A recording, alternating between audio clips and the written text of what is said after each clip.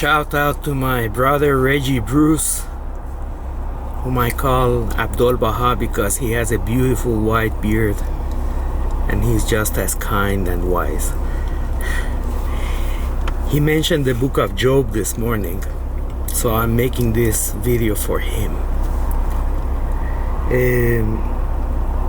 If you're familiar with the book of Job, God causes undue suffering to Job, who was a good man.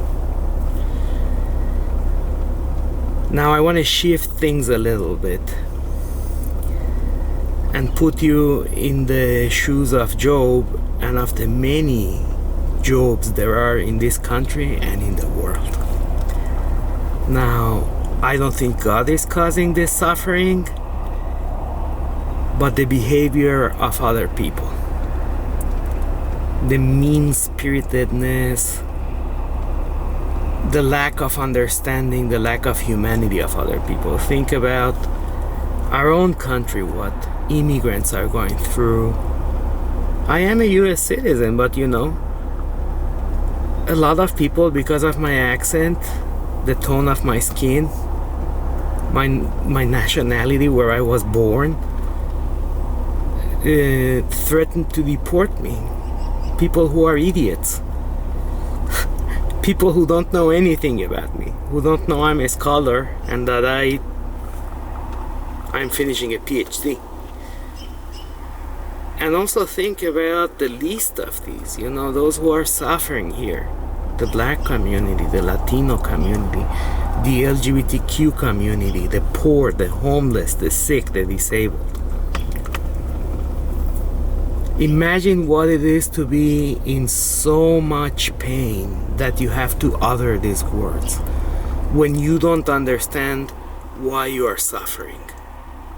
This is Job 3. Listen carefully. After this, Job opened his mouth and cursed the day of his birth. He said, "May the day of my birth perish, and the night that said a boy is conceived. That day may it turn to darkness. May God above not care about it. May no light shine on it. May gloom and utter darkness claim it once more. May a cloud settle over it. May blackness overwhelm it. That night, may thick darkness seize it. May it not be included among the days of the year, nor be entered in any of the months. May that night be barren. May no shout of joy be heard in it. May those who curse days curse that day. Those who are ready to rouse Leviathan, may its morning stars become dark. May it wait for daylight in vain and not see the first rays of dawn. For it did not shut the doors of the womb on me to hide trouble from my eyes.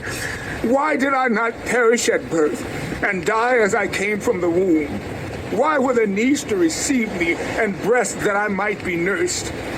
Now I would be lying down in peace. I would be asleep and at rest with kings and rulers of the earth. Good for themselves places now lying in ruins, with princes who had gold, who filled their houses with silver. Why was I not hidden away in the ground like a stillborn child, like an infant who never saw the light of day? There the wicked cease from turmoil, and there the weary are at rest. Captives also enjoy their ease. They no longer hear the slave drivers shout. The small and the great are there, and the slaves are free from their owners. Why is light given to those in misery, and life to the bitter of soul, to those who long for death that does not come, who search for it more than for hidden treasure, who are filled with gladness and rejoice when they reach the grave? Why is life given to a man whose way is hidden, whom God has hedged in? The sighing has become my daily food. My groans pour out like water. What I feared has come upon me. What I dreaded has happened to me. I have no peace, no quietness. I have no rest, but only turmoil. Then Wow. Did you hear that? That's how a person who's suffering and doesn't understand why feels.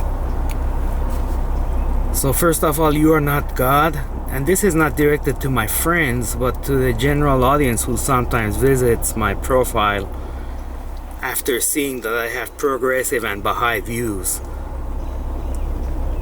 to see how they can harass me. Listen, you are not God, and the suffering you're causing with your racism, with your bigotry, with your hate, is doing actual damage. It is destroying lives. So be careful. God rewarded Job after his trial was over. God gave him everything back multiplied many times. But you are not God, and you are not doing it for benign reasons.